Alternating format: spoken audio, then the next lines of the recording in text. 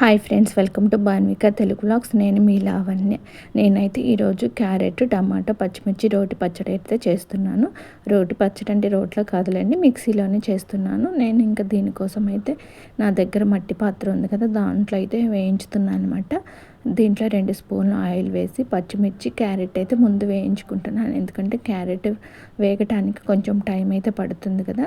అవి కొంచెం వేగిన తర్వాత ఇందులో టమాటా అయితే వేస్తున్నాను. పచ్చిమిర్చి ఒకటైతే ఎగిరిందనమాట, డ్యాన్స్ వేసినట్టు. ఇంకా వెనక్కి జరిగిపోయాను నేనైతే.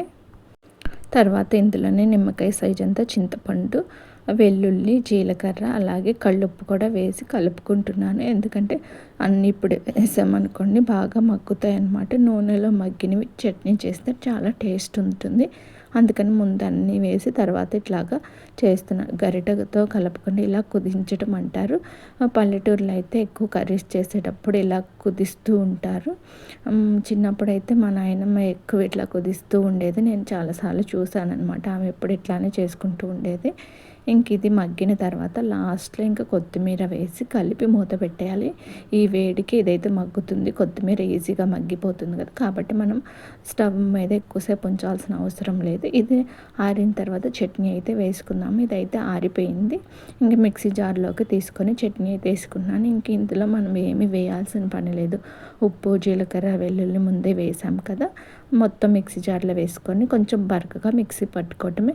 మీ దగ్గర రోలు ఉంటే కనుక రోట్లో అయితే నూరుకోండి. ఇది కొంచెం పుల్లగా తీయగా టేస్ట్ అయితే బాగుంటుంది.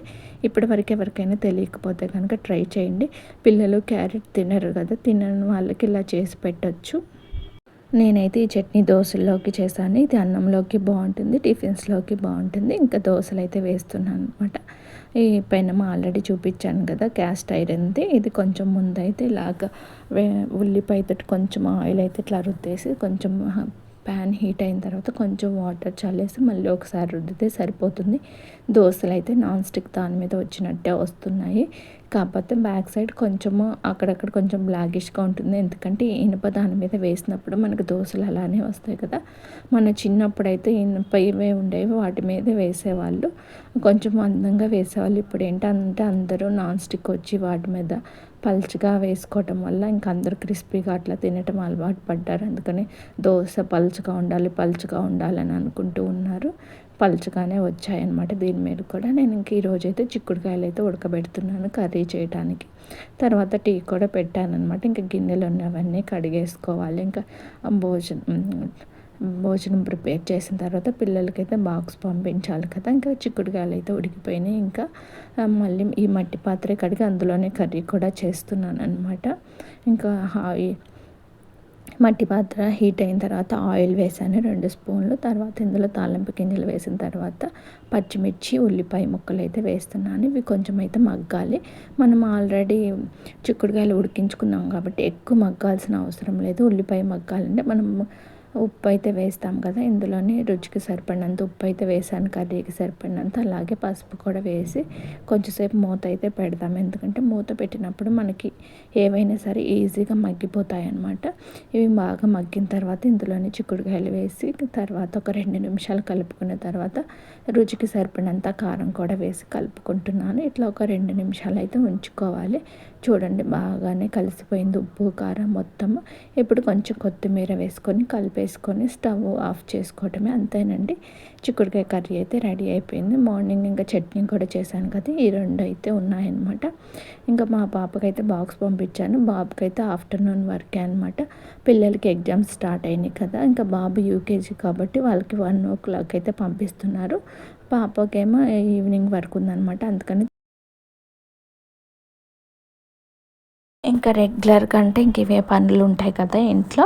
ఇంక ఈ పనులన్నీ అయిపోయిన తర్వాత లంచ్ చేశాక ఒక 1 hour అయితే టైం ఉంటుందన్నమాట. ఆ టైంలో అనిపిస్తుంది ఏమన్నా చేద్దామా, వర్క్ ఫ్రమ్ హోమ్ జాబ్స్ లాంటివి. కానీ మళ్ళీ 1 hourలోనే మనం ఏం చేస్తాం, ఏం నేర్చుకుంటామని అయితే అనిపిస్తుంది. ఇంకా ఈ పనులన్నీ చేసేసరికి ఆ 1 hour అన్నా పడుకుందామా అని అట్లా రకరకాలుగా అయితే ఆలోచనలు అయితే వస్తూ ఉంటాయి. పిల్లలు కొంచెం పెద్ద అయ్యారనుకోండి, మనకి అంత పని అయితే ఉండదు. ఎందుకంటే వాళ్ళ పనులు వాళ్ళే చేసుకుంటారు. ఇప్పుడు ఏంటంటే ఈచ్ అండ్ ఎవ్రీథింగ్ మేమే చేయాలి కదా. ఇంకా వాళ్ళకి తినిపించడం కానీ, స్నానాలు చేయటము, బుక్స్ అన్నీ సర్దడం కానీ, బాక్సులు పెట్టి పంపించటము, టోటల్గా మొత్తము అది వాళ్ళ పని వాళ్ళు చేసుకున్నారనుకోండి, మనకు అంత పని అనిపించదు. అందుకని వాళ్ళు కొంచెం నెక్స్ట్ ఇయర్ వాళ్ళ పనులన్న వాళ్ళు నేర్చుకుంటే అప్పుడు ఏదన్నా జాబ్ లాంటిది చేద్దాంలే, వర్క్ ఫ్రమ్ హోమ్ జాబ్స్ అట్లా ఏమన్నా ఉంటే అనుకుంటున్నాను. ఎందుకంటే నేను ఆల్రెడీ మ్యారేజ్కి ముందు అయితే జాబ్ చేశాను. ఇంకా మ్యారేజ్ అయ్యాక కూడా 1 ఇయర్ చేశాను. తర్వాత ఇంకా బెంగళూరు వెళ్ళడం, ఇంకా పిల్లల గురించి అట్లాగా అని చెప్పేసి ఇంక అప్పుడైతే ఇంక కుదరలేదు. ఇంక అప్పటి నుంచి అయితే నాకైతే జాబ్ చేయాలని గట్టిగా పట్టుదలే ఉంది, కానీ కుదరట్లేదు అనమాట ఏ రకంగాను. ఇంకా ఇద్దరికి 1 ఇయర్ గ్యాపే కాబట్టి వాళ్ళిద్దరితోనే సరిపోయింది నాకు ఇప్పుడు వర్క్ అయితే. ఎందుకంటే ఒకరికి బాగాలేకపోతే ఇంకొకరికి కూడా బాగోదు, హెల్త్ ప్రాబ్లమ్స్ వస్తూ ఉంటాయి అన్నమాట. ఇద్దరు తిండి విషయంలో విసిగిస్తూ ఉంటారు. ఇంక వాళ్ళిద్దరికి ఇవన్నీ చేసుకోవడం అట్లాగా. ఇంకా మా హస్బెండ్ కూడా అన్నారనమాట, అమ్మ నువ్వు జాబ్ చేయాల్సిన అవసరం లేదులే, ముందు పిల్లల్ని సరిగ్గా చూసుకో, నేను చేస్తున్నాను కదా చాలులే అని. ఇంకా తనకి ఎటో బిజీగా ఉంటాడు, కుదరదు కాబట్టి ఇంక అన్నీ నేనే చూసుకుంటాను కాబట్టి ఇంకా ఇద్దరం బిజీ అయిపోతే మళ్ళీ పిల్లలకి ఇబ్బంది అవుతుంది కదా, అందుకని వాళ్ళు కొంచెం పెద్ద అయ్యాక చూసుకుందాంలే అనుకున్నాను. ఇంకా అవన్నీ మానేసి కూడా ఆల్మోస్ట్ 9 ఇయర్స్ అయిపోతుంది. కాకపోతే మళ్ళీ బయటికి వెళ్ళి చేయాలన్నా కానీ ఇప్పుడు అంత ఇంట్రెస్ట్ ఉండదు. పిల్లలతో కూడా కుదరదు, ఎందుకంటే వాళ్ళు 3:30కే వస్తారు. అందుకని వర్క్ ఫ్రమ్ హోమ్ జాబ్స్ ఏమన్నా ఉంటే చూద్దాంలే నెక్స్ట్ ఇయర్ అని అయితే అనుకుంటున్నాను అనమాట. ఎందుకంటే మళ్ళీ బయటికి వెళ్ళి చేయాలంటే హైదరాబాద్లో చాలా టైం అయితే పడుతుంది కదా మనకి జర్నీకే. ఇంకా హస్బెండ్ టైమింగ్స్, నా టైమింగ్స్ సెట్ కావు. పిల్లలు స్కూల్ నుంచి వస్తారు, మళ్ళీ వాళ్ళని రిసీవ్ చేసుకోవాలి. ఇవన్నీ చాలా ఇబ్బందులు అయితే ఉంటాయన్నమాట. ఇంట్లో ఎవరైనా ఉండి పిల్లల్ని చూసుకుంటున్నట్టయితే అప్పుడు ఇద్దరు జాబ్ చేసుకోవచ్చు. ఇప్పుడున్న రోజులను బట్టి అయితే ఇద్దరు జాబ్ చేసుకుంటేనే మంచిగా అయితే లైఫ్ లీడ్ అవుతుంది. ఎందుకంటే అన్ని ఖర్చులు పెరిగిపోయాయి కదా, ఏమన్నా కొనాలన్నా తీసుకోవాలన్నా కానీ ఆలోచించి తీసుకోవాల్సి వస్తుంది. అదే ఇద్దరు సంపాదిస్తున్నారనుకోండి, కొంచెం పిల్లలకి ఏదైనా చేయటానికి కూడా బాగుంటుంది. పనంతా అయిపోయిన తర్వాత స్నానం చేసి ఇంక తులసి చెట్టుకి నీళ్ళు పోసి ఇట్లా కడ్డీలు అయితే వెలిగించి పెట్టాను. ఇంక ఇంట్లో పూజ చేయకపోయినా కానీ తులసి చెట్టు దగ్గర మాత్రం స్నానం చేసి వెంటనే నీళ్ళు పోసి సాంబ్రాణి కడ్డీలు అయితే వెలిగించి పెడతాము.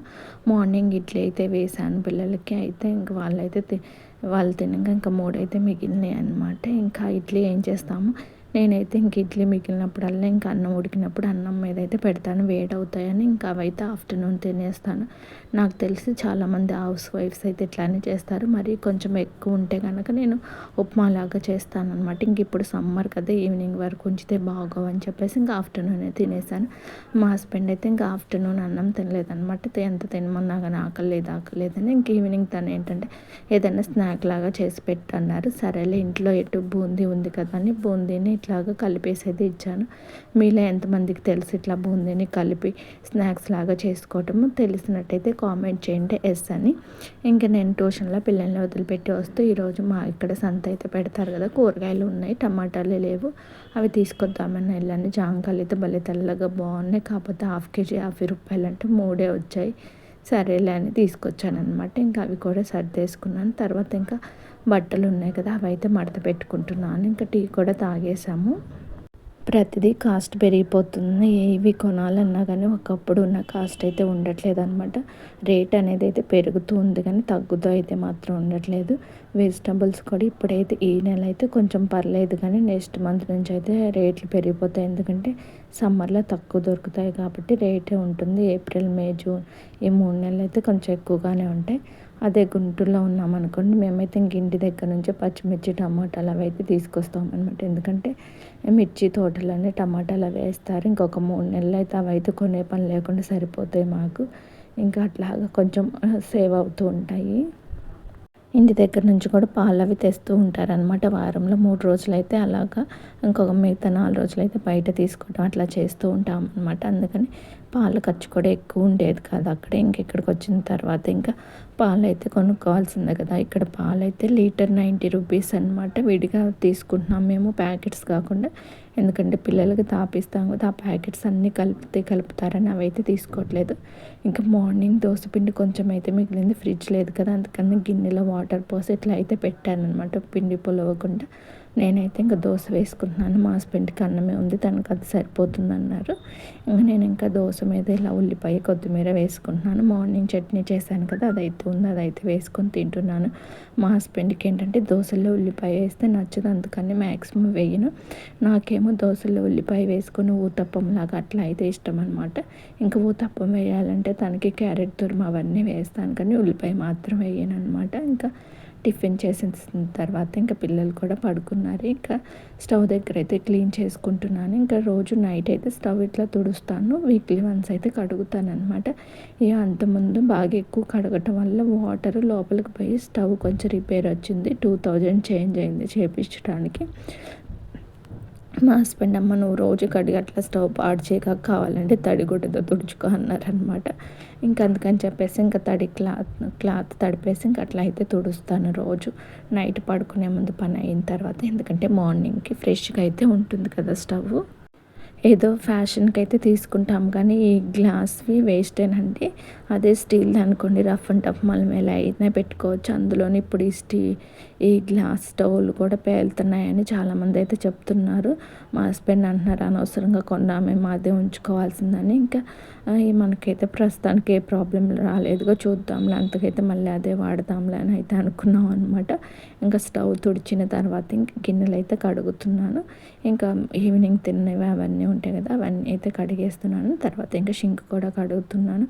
ఇంకా షింక్ కూడా గిన్నెలు కడిగిన ప్రతిసారి అయితే ఇంక ఇలా క్లీన్ చేసుకుంటాను. ఇది స్టీల్ ఇచ్చారనమాట షింక్, అందుకని ఊరికనే మురికి అయిపోయినట్టు అనిపిస్తుంది. స్టీల్ దాని మీద కొంచెం ఆయిల్ పడ్డాగానే జిడ్డుగా ఉంటుంది కదా, అందుకని రోజు అయితే కడుక్కోవాలి. అదే టైల్స్ అనుకోండి మనం రోజు కడగపోయినా రోజు మార్చి రోజు కడిగినా కానీ నీట్గానే ఉంటుంది.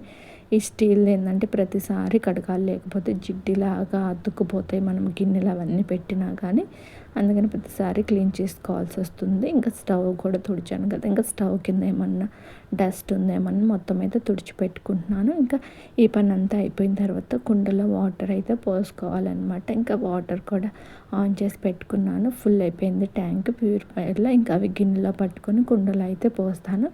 మ్యాక్సిమం నైటే పోస్తాను కుండలో, ఎందుకంటే డే టైంకైనా బాగా కూల్ అవుతాయి. కొత్త కుండ కదా, అందుకనే ఏమో బాగా చల్లగా అయితే ఉంటున్నాయి అనమాట. తాగలేనంత చల్లగా నేనైతే ఆ కుండలో వాటిలో మళ్ళీ మామూలు వాటర్ కలుపుకొని అయితే తాగుతున్నాను.